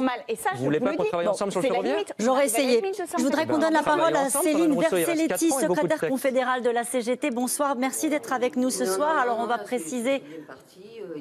Vous êtes là avec moi ou pas? J'ai l'impression que vous discutez avec quelqu'un d'autre. Céline Vercelletti, vous êtes avec moi? Eh bien, je ne crois pas. Oui, oui, tout à fait. Pardon. Ah si, oui, oui, bonsoir. Merci d'être avec nous en direct sur le plateau de l'événement. Votre nom est de plus en plus cité pour remplacer Philippe Martinez dans quelques jours. On ne va pas évoquer ce sujet, mais je fais les présentations pour les gens qui nous regardent ce soir. Nouveau mouvement, nouvelle mobilisation décidée ce soir. Ce sera le 28 mars. Donc, j'allais dire, malgré le 49-3, en tout cas, malgré ce qu'on a entendu sur le plateau, avec un vote qui est considéré comme légitime et institutionnel par le gouvernement, vous l'avez dit les uns et les autres sur ce plateau, en tout cas Aurore Berger et Clément Beaune, la mobilisation continue. Ah ben oui, et je dirais surtout aussi parce qu'il y a le 49-3, et je dirais que ce 49-3 attise un peu plus la colère, et d'ailleurs, on l'a vu, hein, aujourd'hui c'est à nouveau une mobilisation qui est énorme, vous avez vu les chiffres, plus de 3 millions de personnes qui sont descendues dans la rue pour manifester sur tout le territoire. On aura aussi des multiples actions tout le week-end, hein, parce que c'est pas uniquement mardi prochain. En effet, mardi prochain, ça sera aussi une grande journée. Mais tout le week-end, vous allez voir des initiatives, des blocages, l'occupation de l'espace public aussi. Et puis, il y a toujours les secteurs professionnels qui sont en grève, grève reconductible. Et nous comptons élargir la mobilisation, même par la grève, parce que justement, on voit un gouvernement et surtout un président de la République qui ne nous entend absolument pas et qui veut nous imposer, parce que là, il s'agit d'imposer, puisqu'il n'y a pas eu de vote, il n'y a pas eu de temps parlementaire respecté, donc il veut nous imposer une réforme qui est véritablement une régression sociale. Céline Vercelletti, quand on fait grève, ça coûte cher. Vous dites aux salariés, ça vaut le coup, il faut continuer, on peut arriver à faire plier le gouvernement. Vous y croyez réellement ? Le président, il est apparu très déterminé. On a entendu Aurore Berger, Clément Beaune ce soir, et d'ailleurs Olivier Marleix disant aussi qu'il faut tenir, très déterminé sur le fait de faire cette réforme. Alors, il a l'air très déterminé, mais moi je dirais, pour moi en tout cas, je traduis plutôt son allocution, comme quelque chose qui ne répond absolument pas aux urgences. Ça a été dit d'ailleurs sur votre plateau, aux urgences et aux préoccupations de la population. Moi, j'apparente cela à de l'irresponsabilité, parce que par contre, je le redis, aujourd'hui, il y avait beaucoup plus de monde que la précédente mobilisation, que tout le monde est très en colère. Il y a eu énormément de jeunes aujourd'hui dans la rue, de plus en plus d'universités et de lycées sont bloqués. Ça, je pense que c'est à prendre en compte parce que ce n'est pas anodin et que justement, il y a aussi de plus en plus de salariés qui se mettent en grève. Aujourd'hui, certaines n'avaient jamais fait grève jusqu'à présent et ils s'y sont mis. Alors, c'est pas toujours les mêmes personnes qui sont en action ou en mobilisation, mais ça commence à faire beaucoup. Ce sont quand même des millions de personnes et je peux vous assurer que eux, ils ont compris, nous avons compris qu'il fallait justement mobiliser, massifier un petit peu plus ce qui se passait, parce que la seule chose que comprend ce gouvernement, c'est le rapport de force. Donc il faut créer ce rapport de force et dans la rue, et dans les entreprises et les services. Céline Vercelletti, est-ce que ce mouvement, il vous échappe ? Est-ce que quand vous voyez les actes de violence qu'il y a eu un peu partout en France ce soir, est-ce que vous craignez justement que cela ne dégénère ? Et est-ce que vous les condamnez, ces violences d'ailleurs ? Alors, nous, ce que nous prônons, nous n'avons jamais prôné la violence, ni la détérioration des biens publics ou des biens privés. D'ailleurs, les biens publics, nous savons le coût que ça a. C'est les collectivités ensuite qui les payent, donc c'est nous-mêmes. Donc ça, nous ne sommes pas du tout dans ces modalités d'action. Ça, c'est très clair. Maintenant, je ne pense pas que la mobilisation nous échappe. Pour moi, les personnes qu'on a vues, notamment à Paris, eh bien, ce ne sont pas des manifestants et des manifestantes. En tout cas, pas comme nous l'entendons. Ce sont des casseurs. Donc voilà, après, je vois bien qu'on focalise beaucoup... je sais pas. Moi, j'ai du mal à savoir qui sont ces personnes. Ce que je remarque quand même, c'est que nous, c'est nos camarades, bien souvent, que nous allons chercher au commissariat parce qu'ils ont été interpellés alors qu'ils n'ont commis aucun délit. Et ces fameux, soi-disant, black blocs, je ne sais qui ils sont rarement arrêtés. Donc ça, c'est un véritable problème aussi. Et par contre, nous manifestons de façon tout à fait sereine, très déterminés, mais sans jamais commettre de délit. Et par contre, nous recevons des gaz lacrymaux. Souvent, on est chargé aussi par les forces de l'ordre de manière très violente. Et ça, je pense qu'il y a quand même un problème aussi sur le maintien de l'ordre. Et d'ailleurs, ça a été dit, notamment aussi par la défenseur des droits. Donc, il y a aussi un souci à ce niveau-là. Donc, attention non plus, il ne faut pas qu'il y ait une escalade de la violence. Et le maintien de l'ordre a une responsabilité aussi à ce niveau-là. Donc, moi, je pense que nous, de toute manière, on souhaite continuer les mobilisations. On sait très bien que ce genre de violence dessert nos causes, notre cause et donc nos mobilisations. Donc, bien évidemment que nous ne sommes absolument pas d'accord avec toutes ces violences. Merci beaucoup, Céline Vercelletti, d'avoir été en direct avec nous. Et vous l'avez rappelé, une nouvelle journée de mobilisation le 28 mars. Je voudrais qu'on aille maintenant rejoindre Elliot Samuel. Vous êtes en direct de la Bastille. Est-ce que le calme est revenu ? La situation qui s'est tendue ici il y a quelques petites minutes maintenant, place de la Bastille, où ils étaient encore des centaines de manifestants présents, des manifestants qui étaient revenus depuis la place de l'Opéra où s'était terminé le cortège pour revenir donc au point de départ de cette manifestation ici, place de la Bastille.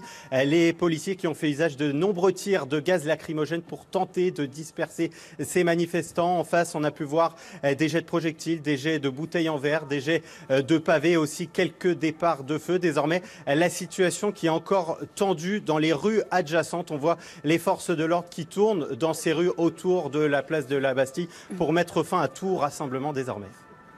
Un mot peut-être rapidement sur le climat justement de ces arrestations, des arrestations préventives. Le préfet de police de Paris dit il n'y a pas d'arrestation préventive. La défenseur des droits dit je reçois de nombreuses plaintes. François Ruffin. Moi, je me souviens que dans la crise des Gilets jaunes, j'avais rencontré des syndicats de police qui me disaient le problème, c'est que ce mouvement réclame une réponse politique et qu'on lui apporte une réponse policière. Et je vois le même glissement aujourd'hui, c'est-à-dire que ce qui est attendu, c'est une réponse politique. On a le président de la République qui a causé hier et pourtant il n'y a pas eu de réponse politique qui a été apportée sur les demandes de ce mouvement et que du coup, ce qui est à la place, c'est une réponse policière. Avec... moi, quand un Français tape sur un autre Français, qu'il porte un uniforme ou qu'il n'en porte pas, j'en suis blessé. Donc je ne me réjouis pas de ça. Donc du coup, c'est comment on apaise ça, comment on sort de ça, et comment en démocratie, on ne fait pas usage de la force de coercition. En fait, il y a quand même une certaine constante dans tout ça. Vous avez une force de coercition qui s'exerce sur les salariés, c'est la réquisition. Vous avez une force de coercition qui s'exerce sur l'Assemblée, c'est le 49.3. Et vous avez une force de coercition qui s'exerce sur les manifestants. Olivier Marleix. Qu'on dise qu'on exprime ici notre respect pour les forces de l'ordre, qui sont malheureusement mises trop souvent à contribution depuis le précédent quinquennat, la crise des Gilets jaunes, etc. Il faut évidemment qu'il y ait un usage très prudent et une doctrine très sûre de maintien de l'ordre. Je suis assez content qu'on n'ait plus le préfet allemand comme préfet de police à Paris, parce qu'à l'époque, on avait une doctrine de maintien de l'ordre qui était assez discutable, où on allait trop souvent en contact. Trop brutal. Et il faut préserver les forces de l'ordre, il faut éviter au maximum le contact. Évidemment, c'est difficile, comme parfois ce sont des casseurs qui viennent provoquer les forces de l'ordre. Oui. Là, dans la rue, il y a des casseurs. Ce sont des casseurs. Bon. Et justement, il a eu raison, Emmanuel Macron, d'évoquer ce qui s'est passé au Capitole ou au Brésil avec Jair Bolsonaro. Tout mélanger, le président n'a pas tout mélangé, mais dire que nos démocraties sont en danger, y compris de forces violentes, oui, bien sûr. Mais moi, je le dis très clairement. Il a évoqué ce sujet-là. Le président de la République l'a dit très clairement. On distingue évidemment des manifestants, on a entendu encore un langage de responsabilité, tant mieux de la part de la CGT, qui sont libres de manifester, libres de faire grève. Les forces de l'ordre, elles assurent aussi leur sécurité dans les manifestations, et je ne les confonds pas avec ce qui est de la casse, et j'aimerais qu'on ait un discours un petit peu plus clair pour condamner la violence. On peut soutenir les manifestants, c'est votre droit, et condamner les violences, je pense qu'on a intérêt à distinguer, et je rends aussi hommage aux forces de l'ordre, parce que c'est un service public, et ce sont des gens qui aujourd'hui, parfois, pour les CRS, pour les policiers, travaillent 30-35 heures de suite sans aucun repos pour assurer la sécurité des Sandrine manifestants. Rousseau, vous rendez hommage aux forces de l'ordre aussi? Je pense qu'il y a eu un changement de doctrine du maintien de l'ordre là dans les manifestations. Et alors que les premières se sont très bien passées, là on observe quand même des violences policières, certes situées, mais quand même des violences policières. Parce que ce sont des mouvements plus violents. On peut pas commencer par condamner les violences. Non. Enfin moi les endroits où je suis allée, clairement il y a eu des charges alors qu'il n'y avait pas de violence des personnes qui face à ces policiers. Et donc je le dis, violence gratuite de la part des forces de police. Je pense que ça fait partie de cet ancien monde où on essaye de faire taire un mouvement social en tendant la situation avec la police. Et je vous le dis, en fait, ça ne suffira pas aujourd'hui. Cela ne suffira pas. Et même, j'en appelle vraiment au ministre de l'Intérieur pour changer de doctrine, pour sortir des NAS. Et le préfet Nunez a même lui-même reconnu qu'il recourait aux NAS, alors que c'est interdit et ça a été interdit par le Conseil d'État. Et donc, de revenir à un maintien de l'ordre qui assure la pacification. Juste une réponse à ce qui vient d'être dit. Vous ne pouvez pas commencer à dire qu'il faut assurer la sécurité. Condamner les violences. Précisément parce qu'il faut assurer la sécurité. Il ne faut pas de charge comme on l'a vu des policiers qui tapaient à tout va. Là encore, on a eu des images où il y avait des coups de matraque qui partaient dans tous les sens. Franchement, ça n'est pas à la hauteur de notre démocratie. Vous condamnez quand même les violences sur les policiers. Elle-même de condamner la manière dont on maintenait l'ordre en France. Je crois que là, tous les organismes, Amnesty International, tous les organismes internationaux de droits humains s'inquiètent de la manière dont les... On est de gauche, on défend le Mais vous condamnez aussi les violences contre les policiers, c'était la question qui vous était posée. Non, mais je condamne toutes les violences. C'est dit. J'ai un exercice à vous demander. Je condamne aussi les charges des policiers qui sont contre les manifestants et qui vont à coup de matraque. J'ai un exercice à vous proposer. Quand il y a un dérapage, c'est sanctionné par les juges. Je suis extrêmement ferme parce que ça fait partie de la crise dans laquelle nous sommes. J'ai un exercice à vous proposer. Nous arrivons au terme de ce débat. Je voudrais faire un tour de table assez rapide pour vous demander comment cela va finir. Olivier Marleix. C'est au chef de l'État de trouver la réponse. Pour moi, elle passe par le dialogue, ce dialogue social qui a été autant mis à mal. C'est-à-dire qu'il faut qu'il retourne voir les syndicats. Il faut qu'ils prennent rapidement le dialogue d'une manière ou d'une autre. Il y a des sujets qui ont été mis en évidence dans cette réforme des retraites et qui n'ont pas eu de réponse, notamment la question de la démographie, comment on permet aux femmes de concilier une vie professionnelle et la maternité, comment on prévient la pénibilité, on n'attend pas que les gens soient usés, soient cassés, et il y a un travail à faire là-dessus, et puis il y a d'autres immenses sujets sur le pouvoir d'achat des Français, on l'a dit, la question du logement qui grève leur budget, la question du coût du transport, voilà, sur le président de la République, de rétablir cette concorde dans le pays. Ce qu'a dit François Ruffin tout à l'heure était une très belle évocation à laquelle on ne peut que souscrire. C'est le président de la République qui a les outils institutionnels en main. Comment ça va finir ? Moi, je n'aime pas faire de paris ni de prophétie, mais je vois une force qui se lève dans le pays et une force qui refuse qu'un homme seul à l'Élysée, dans son palais, comme un forcené, vienne imposer sa volonté au pays tout entier. Répétons-le, 2 Français sur 3 qui disent non avec constance à cette réforme. 4 salariés sur 5 qui sont quand même les premiers concernés. Forcené, vous maintenez forcené. Écoutez, moi je trouve qu'il est claquemuré dans son palais de l'Élysée, qu'à un moment il serait nécessaire... Une chassade de temps en temps. Voilà, mais qu'il sorte, je l'invite à venir avec vous, Mme Berger, j'ai bien retenu que vous acceptiez ma proposition, à venir voir les salariés de Carbone Lorraine plus régulièrement, et les artisans, et les commerçants, et que là, il y a une surdité. Vous dites qu'il y a une force qui se lève. Oui, c'est ça, vous dites. Il y a une force. Et vous savez, moi, au-delà du nombre, Madame Roux, au-delà du nombre, moi, ce que j'ai observé dans les manifestations d'aujourd'hui, c'est un changement d'état d'esprit. C'est-à-dire, jusqu'à maintenant, à la fois les gens manifestaient, mais en étant habités par une forme de résignation. Et aujourd'hui, c'est autre chose. Aujourd'hui, on peut gagner. Et moi, je le dis aux gens, oui, on peut gagner. On peut gagner, ça veut dire obtenir le retrait du texte. Obtenir le retrait de ce texte, bien évidemment. Or, Berger. Il y a une soif de justice dans notre pays, c'est une évidence. Et je crois qu'elle est partagée par d'autres pays.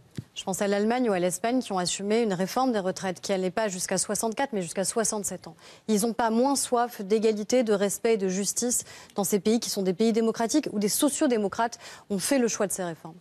Et le choix de cette réforme, c'est un choix de responsabilité. C'est le choix d'assumer de ne pas léguer, encore une fois, de la dette, ne pas léguer, encore une fois, des difficultés supplémentaires à notre pays. Le choix aussi de se dire que toutes les économies qu'on réalise grâce à cette réforme sont redistribuées intégralement aux Français.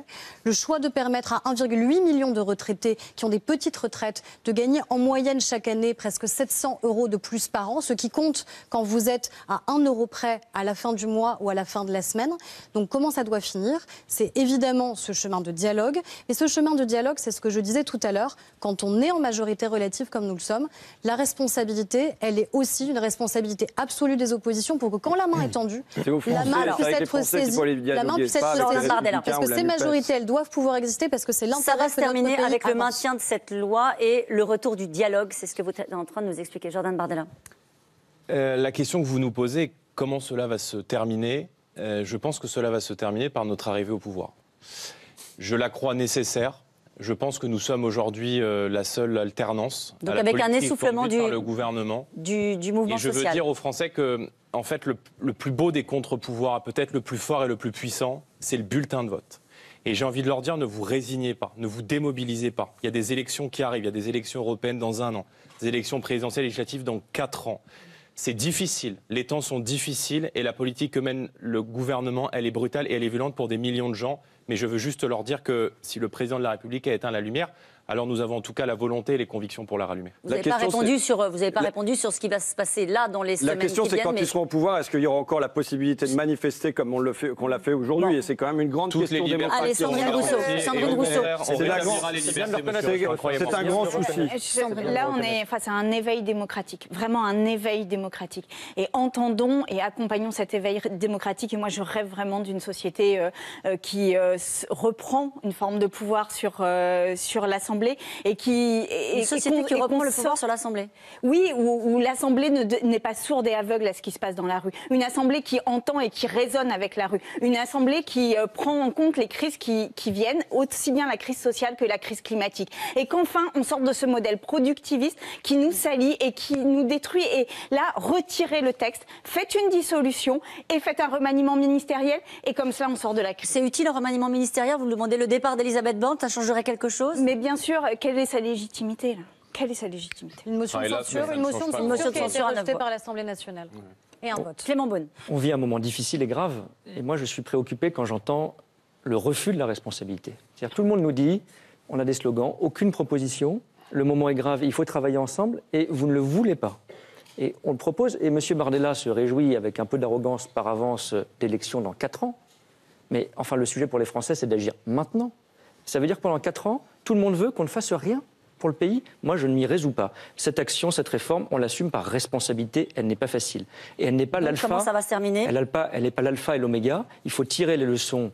Il faut tirer les leçons de ces mobilisations. Je crois, on l'a dit, qu'elles expriment beaucoup de colère qui dépasse largement la réforme des retraites. Et ça veut dire que ce qui nous attend sur une loi travail qui va permettre de lutter contre davantage d'inégalités, sur la justice fiscale, sur l'écologie, la vraie, celle qui consiste à agir au niveau européen pour interdire, par exemple, les véhicules thermiques. Vous n'avez jamais soutenu cela. C'est concret.